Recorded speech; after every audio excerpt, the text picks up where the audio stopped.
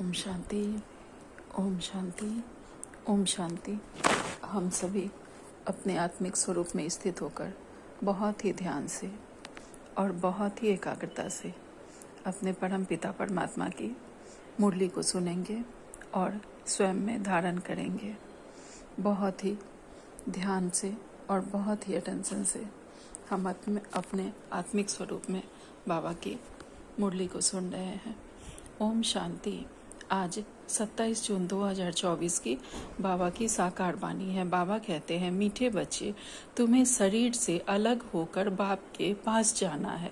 तुम शरीर को साथ नहीं ले जाएंगे, इसलिए शरीर को भूल आत्मा को देखो। आज का प्रश्न है, तुम बच्चे अपनी आयु को योग बल से बढ़ाने का पुरुषार्थ क्यों करते हो? उत्तर में बाबा कहते हैं, क्योंकि तुम्हारी दिल होती है कि हम बाप द्वारा सब कुछ इस जन्म में जान जाएं। बाप द्वारा सब कुछ सुन ले, इसलिए तुम योग बल से अपनी आयु को बढ़ाने का पुरुषार्थ करते हो। अभी ही तुम्हें बाप से प्यार मिलता है। ऐसा प्यार सारे कल्प में फिर नहीं मिल सकता।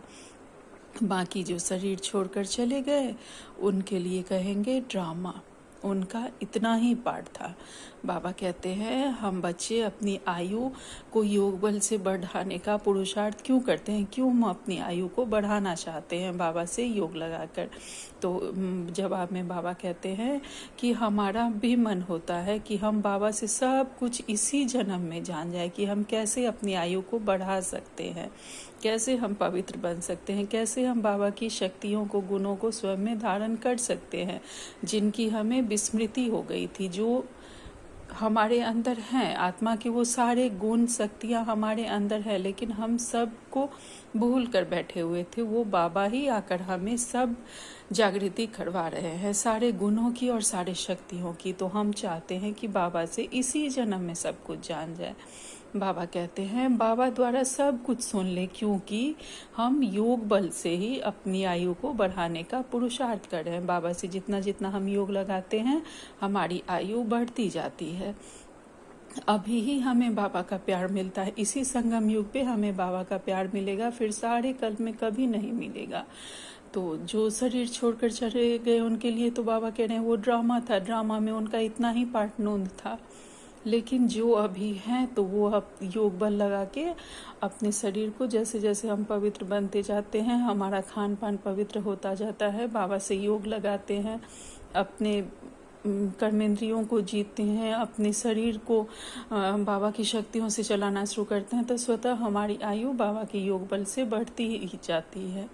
तो बाबा कहते हैं कि बाबा की योग बल से ही हम अपनी आयु को भी बढ़ाने का पुरुषार्थ करते हैं, अपने ज्ञान को भी बढ़ाने का, अपनी शक्तियों को भी बढ़ाने का पुरुषार्थ हम बाबा के योग बल से ही कर रहे हैं।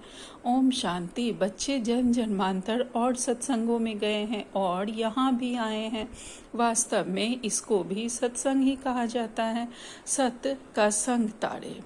बाबा कहते हैं, जैसे हम और सत्संग में गए हैं और जन्मों में, उसी तरह इसे भी एक तरह से बाहर तो लोग यही समझते हैं कि ये लोग सत्संग में जा रहे हैं। तो सत्संग किसे कहा जाता है? सत्य का संग। तो सचमुच यहाँ पे हम अपने सतगुरु का संग कर रहे हैं। तो सच्चा सच्चा सत्संग तो यही है। बच्चों के दिल में आता है, हम पहले भक्ति मार्ग के सत्संगों में जाते थे और अभी यहाँ बैठे हैं, हम दोनों को मिला देते हैं। रात दिन का फर्क भासता है, लेकिन हम समझते नहीं दोनों में रात दिन का फर्क है। भक्ति के सत्संग में और ज्ञान के इस सत्संग में, बाबा के संग में रात दिन का फर्क है। यहाँ पहले पहले तो बाप का प्यार मिलता है, फिर बाप को बच्चों का प्यार मिलता है। अभी इस जन्म में तुम्हारी चेंज हो रही है। तुम बच्चे समझ गए हो, हम आत्मा है, ना कि शरीर है। शरीर नहीं कहेगा कि हमारी आत्मा, या शरीर नहीं कहेगा कि यह हमारी आत्मा है। आत्मा कहते हैं, आत्मा इस शरीर को चलाती है, तो आत्मा कहती है कि मैं इस शरीर को धारण करता हूँ। आत्मा कह सकती है हमारा शरीर। अब बच्चे समझते हैं, जन्म जन्मांतर तो वह साधु संत महात्मा आदि करते आए। आजकल फिर फैशन पड़ा है साईं बाबा, मेहर बाबा, वह भी सब जिस्मानी हो गए। जिस्मानी प्यार में सुख तो होता ही नहीं। अभी तुम बच्चों का है रूहानी प्यार। रात दिन का फर्क है, यहाँ तुमको समझ मिलती है, वहाँ तो बिल्कुल बेसमझ है। तुम अभी समझते हो, बाबा आकर के हमको पढ़ाते हैं। वह सब का बाप है। मेल तथा फीमेल सब अपने को आत्मा समझते हैं। बाबा बुलाते भी हैं, हे बच्चों। बच्चे भी रिस्पॉन्स करेंगे। यह है बाप और बच्चों का मेला। बच्चे जानते हैं यह बाप और बच्चों का, आत्मा और परमात्मा का मेला एक ही बार होता है। बच्चे बाबा बाबा कहते रहेंगे। बाबा अक्षर बहुत मीठा है। बाबा कहने से ही वर्षा याद आएगा। जब हम बाबा कहते हैं तो हमें अपने फादर से क्या प्रॉपर्टी मिलने वाली है, वह वर्षा याद आता है। तुम छोटे तो नहीं हो। बाबा की समझ बच्चों को जल्दी पड़ती है। बाबा से क्या वर्षा मिलता है, वह छोटा बच्चा तो समझ न सके। यहाँ तुम जानते हो कि हम बाबा के पास आए हैं। बाप कहते हैं, हे बच्चों, तो इसमें सब बच्चे आ गए। सब आत्माएं घर से यहाँ आती हैं पाठ बजाने। कौन कब पाठ बजाने आते हैं यह भी बुद्धि में है। बाबा कहते हैं हम सब आत्माएं परमधाम से यहाँ ही पाठ बजाने आते हैं। और कब कौन आता है, किस समय पर, यह सब हम ही बाबा के बच्चे जानते हैं। सबके सेक्शंस अलग अलग हैं। जहाँ से आते हैं फिर पिछाड़ी में सब अपने अपने सेक्शन में जाते हैं। सभी धर्म वाले जब जो आते हैं वो फिर अपने अपने सेक्शनों में वापस जाते हैं। फिर पिछाड़ी में सब अपने अपने सेक्शन में जाते हैं। यह भी सब ड्रामा में नूंद है। बाप किसको भेजते नहीं है, ऑटोमेटिकली यह ड्रामा बना हुआ है। हर एक अपने अपने धर्म में आते रहते हैं। बुद्ध का धर्म स्थापन हुआ नहीं है तो कोई उसके धर्म में आएगा नहीं। पहले पहले सूर्यवंशी चंद्रवंशी ही आते हैं। जो बाप से अच्छी रीति पढ़ते हैं वही नंबरवार सूर्यवंशी और चंद्रवंशी शरीर लेते हैं। वहाँ विकार की तो बात नहीं। योग बल से आत्मा आकर गर्भ में प्रवेश करती है। उससे समझेंगे कि मेरी आत्मा इस शरीर में जाकर प्रवेश करेगी। बूढ़े समझते हैं हमारी आत्मा योग बल से जाकर यह शरीर लेगी। जिनकी आयु हो जाती है शरीर छोड़ने की, उन्हें पहले ही साक्षात्कार हो जाता है कि योग बल से हम फिर ये शरीर लेंगे, इस शरीर को छोड़ेंगे और फिर ये आत्मा जाकर दूसरा शरीर धारण करेगी। तो बाबा कहते हैं मेरी आत्मा अब पुनर्जन्म लेगी। जिनको शरीर छोड़ना रहता है वह बाप भी समझते हैं हमारे पास बच्चा आया है, बच्चे की आत्मा आ रही है जिसका साक्षात्कार होता है। अर्थात जिनके घर में जिसका जन्म होना रहता है उस फादर को भी सतयुग में साक्षात्कार हो जाता है कि यह बच्चा मेरे घर में आ रहा है, इस बच्चे की आत्मा आ रही है। वह अपने लिए समझते हैं। हम जाकर दूसरे शरीर में प्रवेश करते हैं। अब भी विचार उठते हैं, यह भी विचार उठते हैं ना, जरूर वहाँ का कायदा होगा। बच्चा किस आयु में आएगा, वहाँ तो सब रेगुलर चलता है ना। वह तो आगे चलकर महसूस होगा, सब मालूम पड़ेगा। ऐसे तो नहीं 15-20 वर्ष में कोई बच्चा होगा जैसे यहाँ होता है। नहीं, वहाँ आयु 150 वर्ष की होती है। तो बच्चा तब आएगा जब आधा लाइफ से थोड़ा आगे होंगे। बाबा कहते हैं जैसे यहाँ पे 15-20 वर्ष में कोई बच्चा हो जाता है, उस तरह वहाँ नहीं होगा। वहाँ की आयु 150 वर्ष होगी और जब हम आधी आयु जी लेंगे उसके बाद फिर बच्चा आएगा। क्योंकि वहाँ आयु बड़ी होती है। एक ही तो बच्चा आना होता है, फिर बच्ची भी आनी है। कायदा होगा, पहले बच्चे फिर बच्ची की आत्मा आती है। बाबा कहते हैं वहाँ भी सबको 2 बच्चे होंगे, एक पहले बच्चा आएगा फिर बच्ची आएगी। तो वहाँ का यही कायदा है, पहले बच्चे की फिर बच्ची की आत्मा आती है। विवेक कहता है पहले बच्चा आना चाहिए, पहले मेल पीछे फीमेल। 8-10 वर्ष देरी से आएंगे।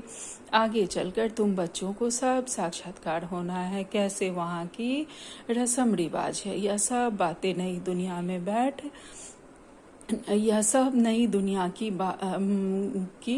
बातें बाबा बैठकर समझाते हैं। बाप ही नई दुनिया का स्थापन करने वाला है। रस्म रिवाज भी जरूर सुनाते जाएंगे, आगे चलकर बहुत सुनाएंगे, तब साक्षात्कार होते रहेंगे। बाबा वहाँ का क्या रूल्स होगा, क्या रिवाज होगा, वो सारी बातें बाबा धीरे धीरे हमें बताते जाएंगे, और साथ साथ हमें साक्षात्कार भी होते रहेंगे। जैसे जैसे अंत का समय आएगा, विनाश का समय आएगा, वैसे वैसे बाबा के बच्चों को बहुत साक्षात्कार होने हैं। आगे कहते हैं बाबा, बच्चे कैसे पैदा होंगे कोई नई बात नहीं। तुम तो ऐसी जगह जाते हो जहाँ कल्प कल्प जाना ही पड़ता है। बैकुंठ तो अब नज़दीक आ गया है, अब तो बिल्कुल नज़दीक ही आकर पहुँचे हो। हर एक बात तुमको नज़दीक देखने में आएगी जितना तुम ज्ञान योग में मजबूत होते जाएंगे। अनेक बार तुमने पाठ बजाया है। बाबा कहते हैं हर बातें। हाँ देखिए, बाबा समय का अटेंशन दिला रहे हैं हम लोग को। एक लाइन पीछे से पढ़ते हैं। बैकुंठ तो अब नज़दीक आ गया है, मतलब अब जल्दी ही सतयुग की स्थापना होनी है और विनाश होना है। अब तो बिल्कुल नज़दीक आ पहुँचे हो, मतलब हम अब विनाश के नज़दीक पहुँच गए हैं। हर एक बात तुमको नज़दीक से देखने में आएगी जितना तुम ज्ञान योग में मजबूत होते जाएंगे। जितना हमारा ज्ञान और योग बढ़ेगा उतना हम नज़दीक से हर बात को देखेंगे। अभी भी कहीं कहीं हमें सुनने में आता है बाबा के कुछ बच्चों को अब विनाश के दृश्य दिखने लगे हैं, सतयुग का साक्षात्कार होने लगा है। जैसे गुलजार दादी वहाँ जाती थी, उन्हें साक्षात्कार होता था, तो बाबा कह रहे हैं कि अब हम नज़दीक पहुँच गए हैं। अनेक बार तुमने पाठ बजाया है, अभी तुमको समझ मिलती है जो भी तुम साथ ले जाएंगे। अब हम समझ गए हैं कि हमारे साथ क्या जाने वाला है। हम बाबा के बच्चे समझते हैं कि यही ज्ञान योग हमारे साथ जाएगा और इसके द्वारा हम 21 जन्मों का वर्षा बाबा से पाएंगे। आगे कहते हैं बाबा, वहाँ की क्या रस्म रिवाज होगी सब जान जाएंगे। शुरू में तुमको सब साक्षात्कार हुए थे, उस समय तो अर्जुन तुम अल्फबे पढ़ते थे। शुरू में दादियों को काफ़ी साक्षात्कार हुए थे, उस समय में हम लोग क्या अल्फबे बाबा और बादशाही बाबा से हमें क्या वर्षा मिलेगा ये हम पढ़ते थे। फिर लास्ट में भी तुमको जरूर साक्षात्कार होनी चाहिए, सो बाप बैठ सुनाते हैं। यह सब देखने की चाहना तुमको यहाँ होगी। समझेंगे कहाँ शरीर न छूट जाए, सब कुछ देखकर जाएं। इसमें आयु बढ़ाने के लिए चाहिए योग बल। वहाँ क्या कैसे होगा यह देखने की चाहना हम सब बच्चों को होती है। तो बाबा कहते हैं कि वो हमें रहता है कि कहीं हमारा शरीर न छूट जाए तो फिर हमें साक्षात्कार नहीं होगा। तो इसीलिए बाबा कहते हैं कि अगर हमें ये सब साक्षात्कार करना है तो हमें आयु बढ़ाने के लिए योग बल चाहिए। तो जब हमारी आयु बढ़ेगी तभी हमारे में योग बल जमा होता जाएगा और उससे हम साक्षात्कार करते जाएंगे। जो बाप से सब कुछ सुने, सब कुछ देखे, जो पहले से गए उनका चिंतन नहीं करना चाहिए। बाबा कहते हैं जो चले गए उनका चिंतन नहीं करना है, लेकिन जो हैं वो जितना योग बल जमा करेंगे उन्हें आगे का दृश्य दिखता जाएगा। जो पहले से गए उनका चिंतन नहीं करना है, वह तो ड्रामा का पार्ट है, तकदीर में नहीं था। ज्यादा बाप से लव लेना, क्योंकि जितना जितना तुम सर्विसेबल बनते हो तो बाप को बहुत बहुत प्यारे लगते हो। जितना सर्विस करते हो, जितना बाप को याद करते हो, वह याद जमती रहेगी। तुमको बहुत मजा आएगा। अभी तुम बनते हो ईश्वरीय संतान। बाप कहते हैं तुम आत्माएं हमारे पास थी ना, भक्ति मार्ग में मुक्ति के लिए बहुत परिश्रम करते हैं, जीवन मुक्ति को तो जानते नहीं। यह बहुत लवली ज्ञान है, बहुत लव रहता है। बाप भी है, टीचर भी है, सतगुरु भी है, सच्चा सच्चा सुप्रीम बाबा है जो हमको 21 जन्मों के लिए सुखधाम में ले जाते हैं। आत्मा ही दुखी होती है, सुख दुख आत्मा ही महसूस करती है। कहा भी जाता है पाप आत्मा पुण्य आत्मा। अभी बाप आए हैं हमको सभी दुखों से छुड़ाने। अभी तुम बच्चों को बेहद में जाना है, सब सुखी हो जाएंगे, सारी दुनिया ही सुखी हो जाएगी। ड्रामा में पार्ट है, उनको भी तुम समझ गए हो। तुम कितना खुशी में रहते हो। बाबा आया है हमको स्वर्ग में ले चलने के लिए। हम सब आत्माओं को स्वर्ग में बाबा ले जाएंगे। बाप धैर्य देते हैं, मीठे मीठे बच्चों, मैं तुमको सब दुखों से दूर करने आया हूँ। तो ऐसे बाप से कितना प्यार होना चाहिए। सभी संबंधों ने तुमको दुख दिया है, यहाँ है ही दुखदाई संतान। तुम दुख ही होते हो, दुख की ही बातें सुनते आए हो। यह बाप सब बातें समझा रहे हैं, अनेक बार समझाया है और चक्रवर्ती राजा बनाया है। तो जो बाप हमको ऐसा स्वर्ग का मालिक बनाते हैं, उन पर कितना प्यार होना चाहिए। एक बाप को ही तुम याद करते हो, सिवाय बाप के और कोई से संबंध नहीं। आत्मा को ही समझाया जाता है। हम सुप्रीम बाप के बच्चे हैं। अब जैसे हमको रास्ता मिला है, फिर औरों को भी सुख का रास्ता बताना है। तुमको सिर्फ आधा कल्प के लिए नहीं, पौना कल्प के लिए सुख मिलता है।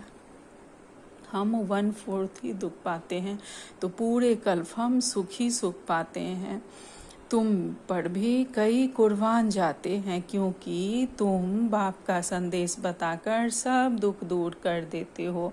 दूसरे को जब हम बाबा का ज्ञान सुनाते हैं, जब वो बहुत परेशान होते हैं, तो वो भी सुखी हो जाते हैं, उनको भी शांति मिलती है। तो बाबा कहते हैं कि बाप का संदेश बताकर हम उनके दुखों को दूर कर देते हैं। तुम समझते हो, इन्हें भी, ब्रह्मा बाबा को भी यह नॉलेज सुप्रीम बाप से मिलती है, या फिर हमको पैगाम देते हैं। बाबा भी, ब्रह्मा बाबा भी हमें बाबा का ही मैसेज दे रहे हैं। हम फिर औरों को पैगाम देंगे। बाप का परिचय देते सब बच्चों को जगाते रहते हैं। अज्ञान नींद से, भक्ति को अज्ञान कहा जाता है। ज्ञान और भक्ति अलग अलग है। ज्ञान सागर बाप अब तुम बच्चों को ज्ञान सिखला रहे हैं। तुम्हारे दिल में आता है, बाबा हर 5000 वर्ष बाद आकर हमें जगाते हैं। हमारा जो दीवा है उसमें घृत बाकी थोड़ा जाकर रहा है, इसलिए अब फिर ज्ञान घृत डालकर दीप जलाते हैं। बाबा हमारा जो ज्ञान दिया है वह हमारा बुझ गया है, और बाबा हमें उसमें ज्ञान का घृत डालकर उसे जगा रहे हैं। हमारी आत्मा को बाबा जगा रहे हैं ज्ञान का घृत डालकर। इसलिए अब फिर ज्ञान घृत डालकर दीप जगाते हैं। जब बाप को याद करते हैं तो आत्मा रूपी दीप प्रज्वलित होती है। आत्मा में जो कट चढ़ी हुई है वह उतरेगी बाप की याद से। इसमें ही माया की लड़ाई चलती है। जितना जितना हम बाबा को याद करते हैं, माया हमें उतना परेशान करती है। बाबा कहते हैं माया घड़ी घड़ी भुला देती है और कट उतारने की बजाय चढ़ती जाती है, बल्कि जितना उतरी थी उससे भी जास्ती चढ़ जाती है। बाबा कहते हैं कि माया हमें बाबा से दूर करने के लिए जो भी हमारे इतने जन्मों के कट उतरती है, माया हमें इतना परेशान करती है कि जितना हम उतारते हैं उससे ज़्यादा और चढ़ती जाती है। जितना बाबा के ज्ञान से उतारते हैं और ज़्यादा चढ़ती जाती है। तो बाबा कहते हैं बच्चे मुझे याद करो तो कट उतर जाएगी। इसमें मेहनत है, शरीर की कशिश ना हो, देही अभिमानी बनो। हम आत्मा हैं, बाबा के पास शरीर से ही तो जा नहीं सकेंगे। शरीर से अलग होकर ही जाना है। आत्मा को देखने से कट उतरेगी, शरीर को देखने से कट चढ़ती है।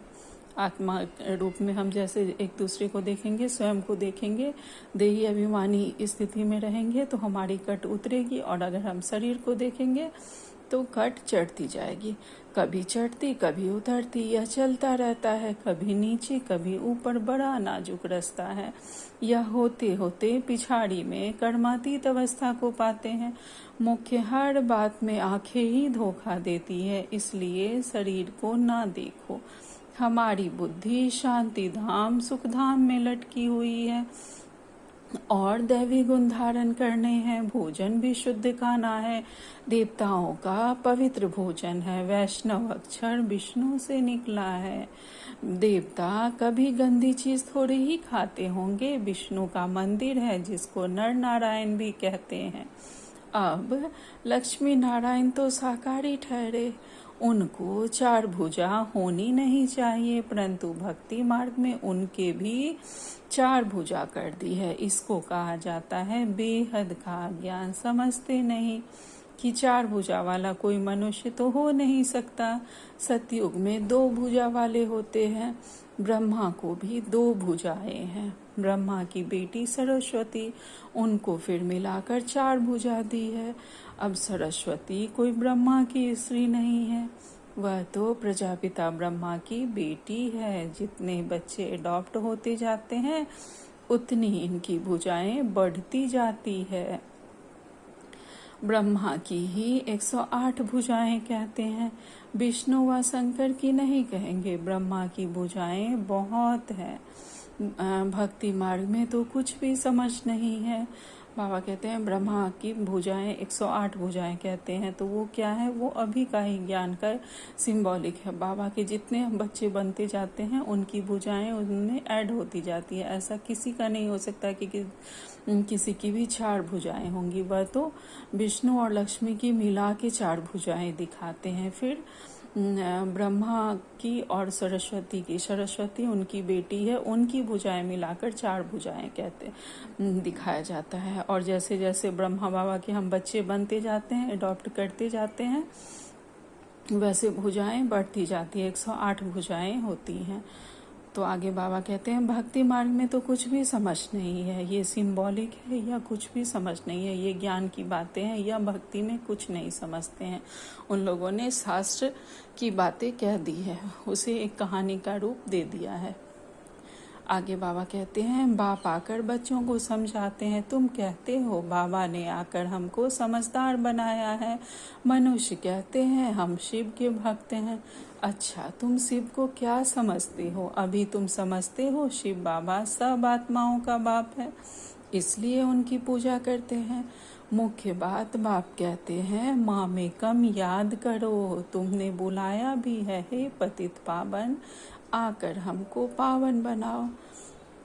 सभी पुकारते ही रहते हैं पतित पावन सीताराम, यह भी गाते रहते हैं। बाबा को थोड़े ही मालूम था कि बाप स्वयं आकर मेरे में प्रवेश करेंगे। कितना वंडर है, कभी ख्याल में भी नहीं था। पहले तो आश्चर्य खाते थे यह क्या होता है। जब ब्रह्मा बाबा के अंदर बाबा की प्रवेशता हुई तो वो भी नहीं समझ पाए कि बाबा ने उनके अंदर प्रवेश किया है। उन्हें भी आश्चर्य लगता था कि यह क्या हो रहा है, मैं किसको देखता हूँ। तो बैठे बैठे उनको कशिश होती है, यह क्या होता है। शिव बाबा कशिश करते थे, सामने बैठो तो ध्यान में चले जाते थे। आश्चर्य में पड़ गए, यह क्या है। इन बातों को समझने के लिए फिर एकांत चाहिए, तब वैराग्य आने लगा। कहाँ जाऊं? अच्छा, बनारस जाता हूँ। यह उनकी कशिश थी। बाबा को जब से बाबा की प्रवेशता हुई तो ब्रह्मा बाबा को वैराग्य आने लगा और उन्हें एकांत अच्छा लगने लगा। तो उन्होंने सोचा कि मैं कहाँ जाऊँ, मुझे अब लोगों के बीच अच्छा नहीं लगता। तो उन्होंने सोचा कि बनारस जाता हूँ। और ये भी उनके अंदर जो संकल्प था वो शिव बाबा के द्वारा ही आ रहा था। जो इनको, यह उनकी कशिश थी जो इसको भी कराते थे। इतनी बड़ी कारोबार सब छोड़कर गया। उन बिचारों को क्या पता कि बनारस में क्यों जाते हैं। फिर वहाँ बगीचे में जाकर ठहरा। वहाँ पेंसिल हाथ में उठाकर दीवारों पर चक्र बैठ निकालता था। बाबा क्या कराते थे कुछ पता नहीं पड़ता। जब शायद बनारस में ब्रह्मा बाबा थे तो पेंसिल हाथ में उठाकर कुछ कुछ बनाते रहते थे। वो भी नहीं समझ पा रहे थे कि उन्हें क्या हो रहा है। रात को नींद आ जाती थी, समझता था कहाँ उड़ गया हूँ। फिर जैसे नीचे आ जाता था, कुछ भी पता नहीं क्या हो रहा है। शुरू में कितने साक्षात्कार होते थे। बच्चियाँ बैठे बैठे ध्यान में चली जाती थी। तुमने बहुत कुछ देखा है, तुम कहेंगे जो हमने देखा सो तुमने नहीं देखा। फिर पिछाड़ी में भी बाबा बहुत साक्षात्कार कराएंगे, क्योंकि नज़दीक होते जाएंगे। बाबा कहते हैं जब ब्रह्मा बाबा सोते थे तो उन्हें लगता था कि पता नहीं कहाँ उड़ गया हूँ। फिर जैसे नीचे आ जाते थे, उन्हें कुछ समझ नहीं आ रहा था कि क्या हो रहा है उनके साथ। शुरू में बाबा ने बच्चों को कितने साक्षात्कार कराए, कितने सतयुग के, कितने लक्ष्मी नारायण के, कितने साक्षात्कार हुए।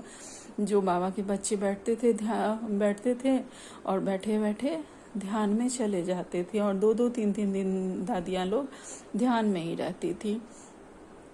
बाबा कहते हैं तुमने बहुत कुछ देखा है।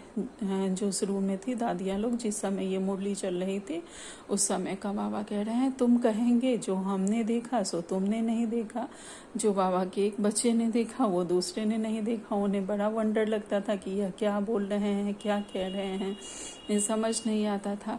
बाबा कहते हैं फिर पिछाड़ी में भी बाबा बहुत साक्षात्कार कराएंगे, क्योंकि नज़दीक होते जाएंगे।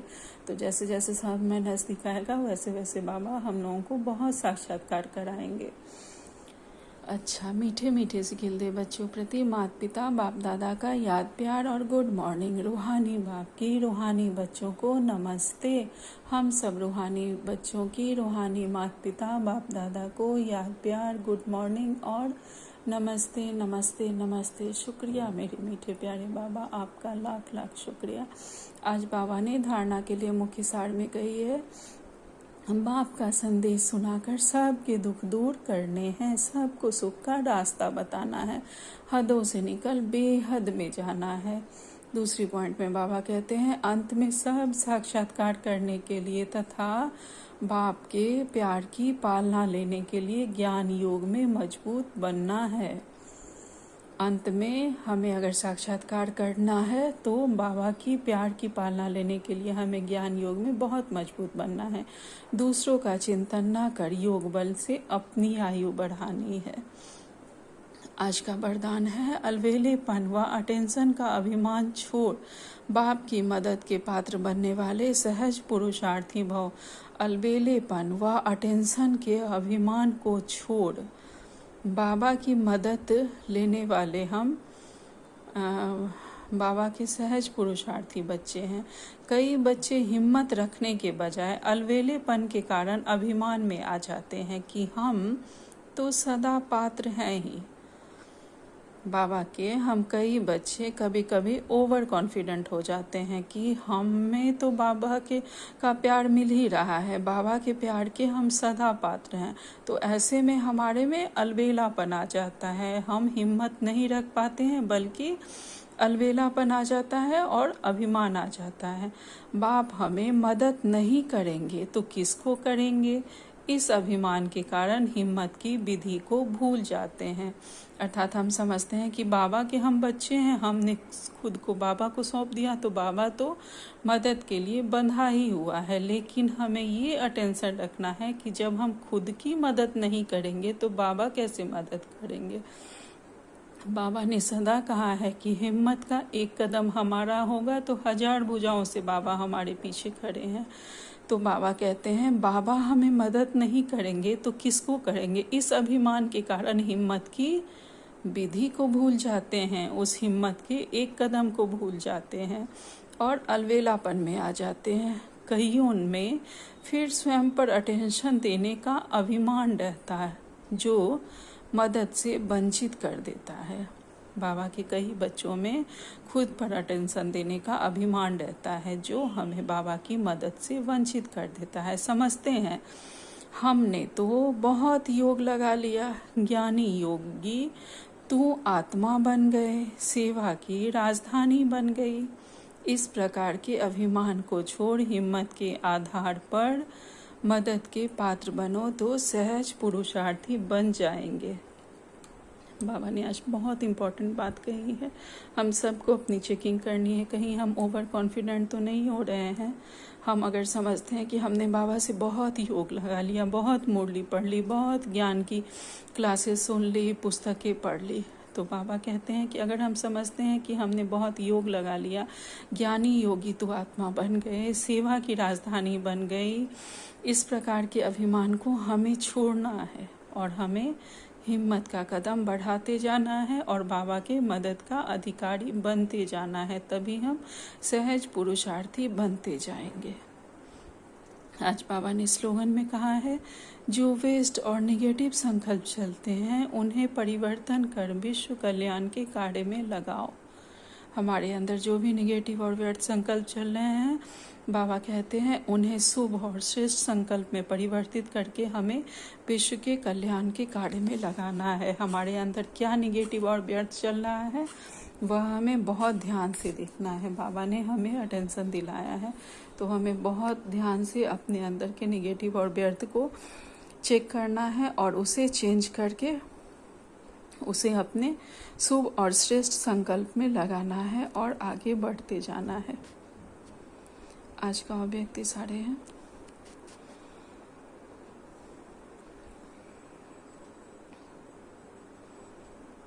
ओम शांति। आज का अव्यक्ति सारे हैं। यह